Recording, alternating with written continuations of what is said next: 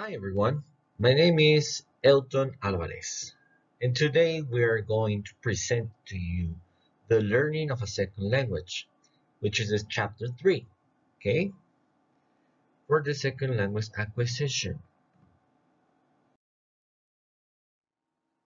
Well, to introduce you here in this topic, now we have to say that the learning a second language is a compilation of factors. Those factors are contextual factors, individual or personal factors.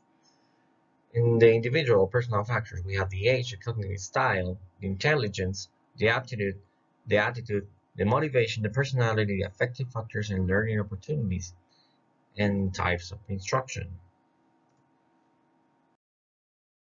Well, in order to organize this information, SKEHAN'S has produced this diagram, and it consists of 5 boxes which represents the different types of variables in language learning.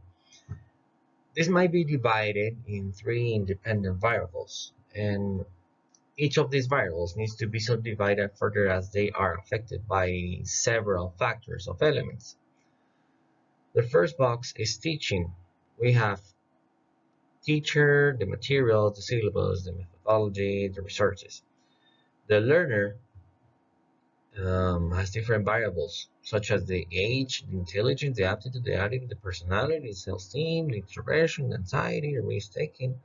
The cognitive style, very important, the cognitive style, dependent or independent, oral, visual, reflexive, or impulsive. And the context, that is very important for this topic, influences the opportunities for language use, the social environment.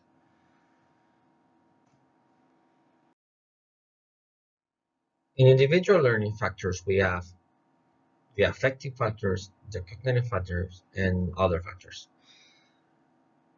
Affective factors are personality, attitudes, motivations. Cognitive factors are aptitude, learning, or cognitive style, intelligence, learning, and strategies. And we have other factors such as the age, which is very important because the age is not the same to teach someone a second language when he's like 50 years old and 10 years old. Um, Actually, it would be better if the learner is in his child or child because we don't have a lot of information. We don't have to forget information in order to get new information. So that's why the input and interaction is defined as the language information the learner is supposed to have access to. This mentioned that the information has to be accessible for the learners, and input has to be modified in order to be comprehensible, and the complexity slightly above of the student's language level.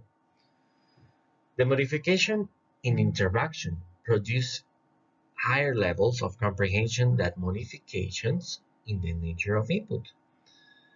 The modification has to be comprehensible for them and not that difficult. The interactions are important for SLA learners because people who interact with, for example, with native speakers, their learning is more significant for those who don't have the interaction for only in the classroom, for example. Okay, in order to have an optimal learning environment, we must consider the next points. It has to be a high quantity of input directed to the learner.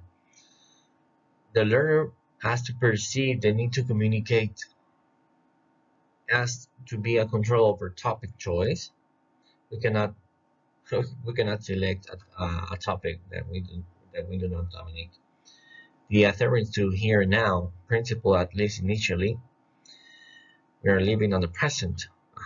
And The learner needs the opportunity to listen and to produce language used for different language functions, exposure to a high quantity of extending utterances, and the opportunities for uninhibited practice.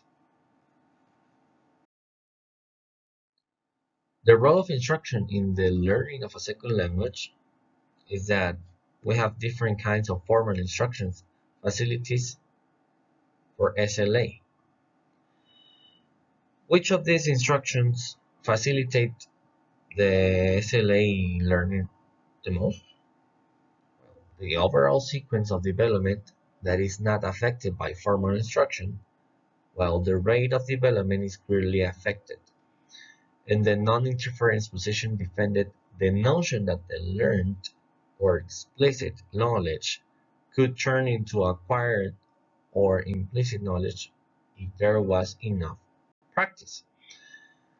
It is very important this for the next slide that we have to practice this learning in order to commit mistakes to make mistakes in order to make mistakes and actually we have a hypothesis that the common underlying proficiency is that we have to forget a lot of things that are wrong for a first language. In my personal opinion, I always I always thought that if we had the necessity to learn English or whatever language, Italian or German, we have to forget about Spanish because when people try to translate everything in order to understand, um, that will make your brain that will make your brain to involve different ideas that are is that is working twice because first is working in select the information and then is working to translate the information and then translating the information to understand the information. Then in order to learn in a better way, this hypothesis is very interesting. We have to forget everything that we know for the first language in order to learn better the second language. So this could be applied in our sessions or our classroom with images. I like to present different images and examples and imitations and all the kind of sequence of learning. So thanks for watching this presentation. I hope you liked it and have a nice day.